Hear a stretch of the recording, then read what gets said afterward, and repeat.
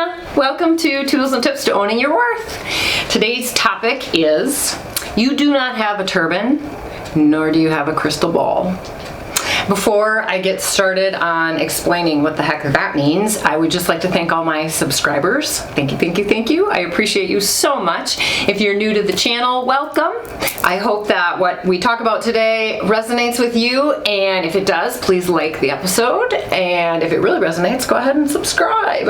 I will be linking additional episodes in the comments area below, or the little info area below, and please add comments.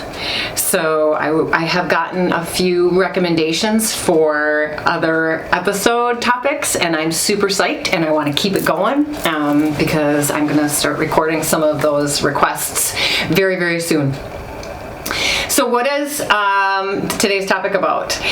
You do not have a turban and you do not have a crystal ball. So we as humans like to have a plan. We like structure. Even those of us that are very fluid and kind of can roll with the punches, your ego wants us to be prepared. All right, which I guess if we could all do it in a healthy, very mediocre, vanilla way, it's not bad, you know. I had a therapist once tell me, it's okay to set up your tent, but just don't camp there in the future. And I like that. That's a great analogy for what I'm going to talk about, which is self-harm through prediction. Okay, self-harm through prediction. When we don't know what's going to happen, especially when we are faced with difficulties and we don't know what's going to happen, our minds tend to run rampant. And they will create the worst case scenario, and suddenly 15 minutes into your thought process, you can be like bawling or seized with terror and fear, and you're completely losing your crap over something that hasn't even happened yet and probably will not happen. If that's ever happened to you, welcome to the channel. Why did I want to bring it up as a topic? Because this is about not only owning your worth, but owning your health. And doing that self-imposed negative premonition is 100% of the time not healthy for us. When we are faced with difficult times, when we are faced with difficulties, or when we are faced with information that we don't necessarily want to deal with, it is best to stay in the present. Tool number one, stay in the present. What do I do personally? I love to say the date and the day, and sometimes if I'm really freaking out, the time in the present. I just did this morning. So if you start realizing, right, like you're doing the dishes or something mundane, and suddenly you realize that you have now gone so far into the future and you have yourself like living in a cardboard box, or, you know, walking to work because you can't afford your car, or whatever it is, or failing a test, and you're literally in the first day of the information, then it's time to peel it back. And the best way to peel it back is to feel your feet on the ground, like actually stand up. If you're not standing up, feel your feet on the ground and say to yourself, okay, today is, and then fill in the blank. You know, today is March 18th, 2022 at 1:09 in the afternoon, or whatever the case may be.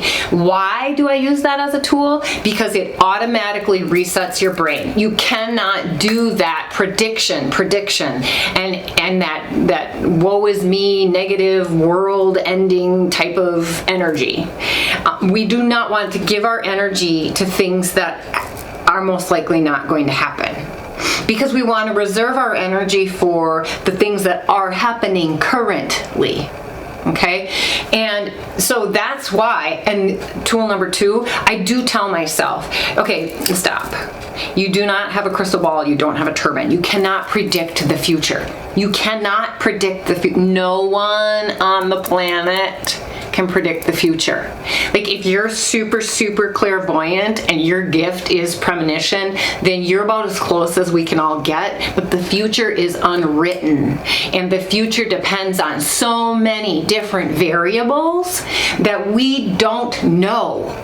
So you cannot sit there and tell yourself, I know this is going to happen, right? Like if you're in a fight with a friend and you're like, oh, I just know they're going to talk about me behind my back. No, you don't. You have no clue that they're going to do that. But if you take that line of thinking, create a big old story about it, spend all day hashing it on it and being like, oh my God, that person is such an ass, then, you know, that person may not even know that now you're just bubbling with anger, and whatever the argument was about, they've now forgotten and moved on, and meanwhile you're seething and you've basically ruined the relationship in your mind. You've wasted all that energy on nothing. It's not reality. The future is not reality. The future is unknown and unwritten. So let's bring it on back. Tool number 3 is stay in your body, which is where I'm going to summarize, okay? When we are in our body, we are in the present moment. When we are in the present moment, we do our best work. We do our very, very best work. We can anticipate what the next 2 minutes are going to bring. We can be productive and just stay in each of these moments with our productivity, and we can face whatever it is that is coming at us. And that is where we do our best work as human beings, living in our body, living in the present moment, and not predicting that we're going to fail the test 2 seconds after we've taken it, or my favorite, I failed the test before I've taken it. Don't do that. It's not healthy. It's not healthy. Or a number of other things. So that's why I wanted to talk about it today. I'm hopeful that some of these topics, or tools, will help you stay in your body and will help you to catch yourself when you are living in the future, predicting the future, and making the future extremely bleak. We want to stay in the present. We want to find joy. We want to choose to be grounded and neutral, and if we can, choose happy. So thanks for stopping by. Have a wonderful day. Namaste.